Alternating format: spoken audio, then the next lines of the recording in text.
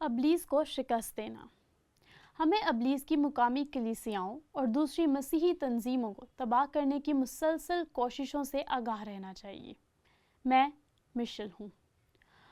پالوس کے خط کے اس نقطہ پر رسولی اختیار کے بارے میں بات کرنے کے بعد وہ پورے مسئلے کے ایک بہت اہم پہلو پر بات کرتا ہے، اور یہ ابلیس کی مداخلت ہے، بہت براہ راست مداخلت ہے۔ یہاں ایک غیر معمولی طریقے سے ابلیسی دھوکہ دہی نظر آتی ہے، اور وہ اس سے مخاطب ہوتا ہے۔ باب 11 آیت 12 پر غور کریں۔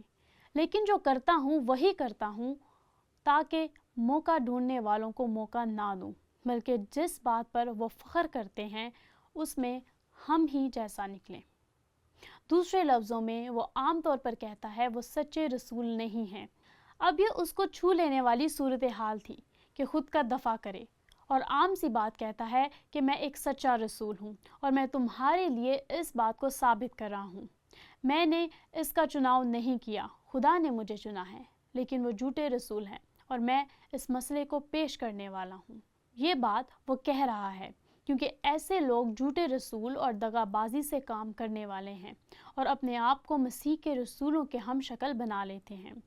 اور کچھ عجب نہیں، کیونکہ شیطان بھی اپنے آپ کو نورانی فرشتے کا ہم شکل بنا لیتا ہے۔ بس اگر اس کے خادم بھی راست بازی کے خادموں کے ہم شکل بن جائیں، یہ ابلیس کے خادم ہیں، تو کچھ بڑی بات نہیں، لیکن ان کا انجام ان کے کاموں کے موافق ہوگا۔ پالوس جانتا تھا کہ وہ ابلیسی مداخلت سے نمٹ رہا ہے، جھوٹے استادوں میں کام کرنا جو سچے رسول ہونے کا دعویٰ کرتے ہیں اور وہ جھوٹے ہیں۔ فوراً سے میں نے سوچا کہ ہم عملی اطلاق کے بارے میں سوچ سکتے ہیں۔ نمبر 1، ابلیس مسیح کے بدن میں عداوت اور نامعافی پیدا کر کے برباد کرنے کی کوشش کرتا ہے۔ وہ یہ سب کرنتھیوں کی کلیسیا میں جھوٹے رسولوں میں کر رہا ہے، اور غور کریں، اس لیے پالوس نے پہلے لکھا پچھلے باب 2 میں، جسے تم کچھ معاف کرتے ہو اسے میں بھی معاف کرتا ہوں، کیونکہ جو کچھ میں نے معاف کیا اگر کیا تو مسیح کا قائم مقام ہو کر تمہاری خاطر معاف کیا، تاکہ شیطان کا ہم پر دباؤ نہ چلے، کیونکہ ہم اس کے ہیلوں سے ناواقف ہیں۔ ابلیس اس کلیسیا کو تباہ کرنے کے لیے بہت سرگرم تھا، اور اس کلیسیا میں اس یگانگت کو یہ بالکل اس چیز کے برعکس ہے جس کے لیے مسیح یسوع نے دعا کی۔ یوحنا باب 17 آیت 20۔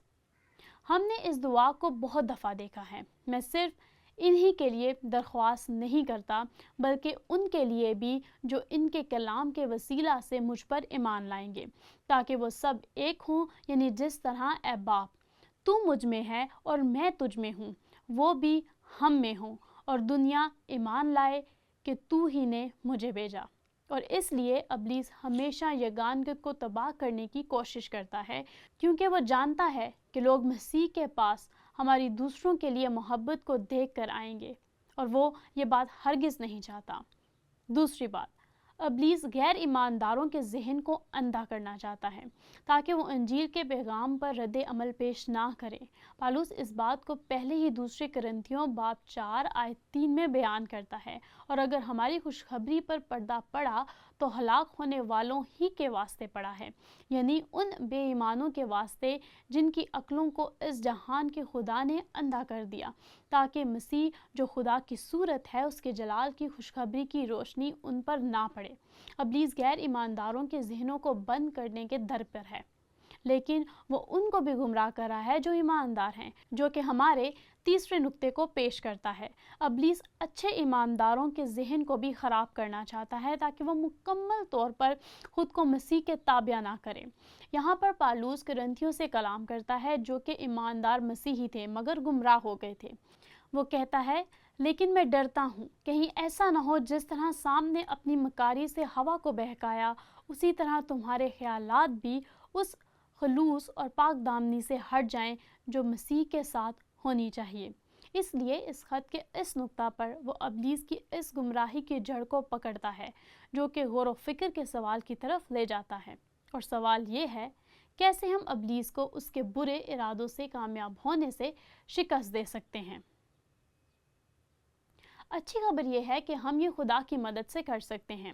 اب پالوس ابلیس کی طاقت سے واقف تھا اور اس وجہ سے وہ خوف زدہ تھا، اور اس کے خوف زدہ ہونے کی وجہ یہ تھی کہ وہ ابلیسی گمراہی سے بچنے کے لیے ان باتوں کا اطلاق نہیں کر رہے تھے جو خدا کہتا ہے۔ جب اس نے افسیوں کو لکھا تو افسیوں کے آخری باب میں اس نے ان مسیحیوں کو لکھا۔ ویسے ان افسیوں میں سے زیادہ تر ارواح پرستی کے مذہب سے تبدیل ہوئے تھے۔ کیا آپ کو یاد ہے انہوں نے آگ جلائی اور تقریباً $50 لاکھ کی ملکیت کی کتب کو افسس چوک میں جلا دیا تھا؟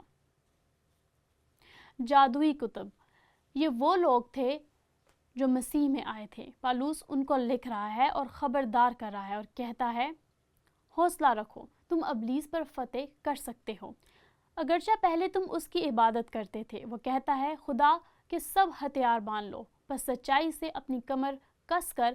کرنتھس میں وہ جھوٹے استادوں سے جھوٹ سن رہے تھے اور راست بازی کا بختر لگا کر۔ یقیناً کرنتھس میں خلاف ورزی ہو رہی تھی، کیونکہ ان کے ناپاک رویے تھے، اور پاؤں میں صلح کی خوشخبری کی تیاری کے جوتے پہن کر۔ پالوس مزید کہتا ہے، اور ان کے سب ایمان کی سپر لگا کر قائم رہو، جس سے تم اس شریر کے سب جلتے ہوئے تیروں کو بجھا سکو، اور نجات کا خود اور روح کی تلوار جو خدا کا کلام ہے لے لو۔ ایک چیز ہے جس کا ابلیس کبھی بھی مقابلہ نہیں کر سکتا، اس لیے یسوع جب آزمایا گیا تو اس نے اس کا استعمال کیا اور کہا، خدا کہتا ہے، خدا کہتا ہے، خدا کہتا ہے، اور پھر وہ استعارے کا اختتام کرتا ہے جو کہ روحانی اطلاق کے لیے رومی سپاہی کا استعارہ استعمال ہوتا ہے، اور یہ براہ راست ایسے عمل کی طرف لے جاتا ہے جو بہت اہم ہے، یعنی دعا کی طاقت، اور ہر وقت ہر طرح سے روح میں دعا اور منت کرتے رہو، اور اسی غرض سے جاگتے رہو کہ سب مقدسوں کے واسطے بلا ناغہ دعا کیا کرو۔ ہم ابلیس کو شکست دے سکتے ہیں، اور پالوس چاہتا ہے کہ کرنتھیوں کو اس بات کا احساس ہو۔ یہ دوسرا حوالہ ہے جو یعقوب باب 4:7 سے حوصلہ افزائی کے لیے لیا گیا ہے۔ پس خدا کے تابع ہو جاؤ اور ابلیس کا مقابلہ کرو تو وہ تم سے بھاگ جائے گا۔ یہ بہت زبردست وعدہ ہے، اور اس کی بنیاد سب سے پہلے کیا ہے؟ خدا کے تابع ہونا، اور بالکل اسی وقت ابلیس کا مقابلہ کرنا۔ خدا کے تابع ہوتے ہوئے حقیقت میں آپ ابلیس کا مقابلہ کرتے ہیں۔ یہ ایک عمل ہے، اور مجھے پطرس کے اس بیان سے بہت پیار ہے جس کا تعلق ہمارے اصول کے ساتھ ہے۔ تم ہوشیار اور بیدار رہو، تمہارا مخالف ابلیس غرجنے والے شیر ببر کی طرح ڈھونڈتا پھرتا ہے کہ کس کو پھاڑ کھائے۔ اس لیے یہاں پر وہ اصول موجود ہے جو اس متن سے ملتا ہے۔ ہمیں ابلیس کی مقامی کلیسیاؤں اور دوسری مسیحی تنظیموں کو تباہ کرنے کی مسلسل کوششوں سے آگاہ رہنا ہے، اور مجھے اس میں اپنے خاندان بھی شامل کرنے چاہیے، اور اس کا اطلاق ایسی صورتحال میں ہوتا ہے۔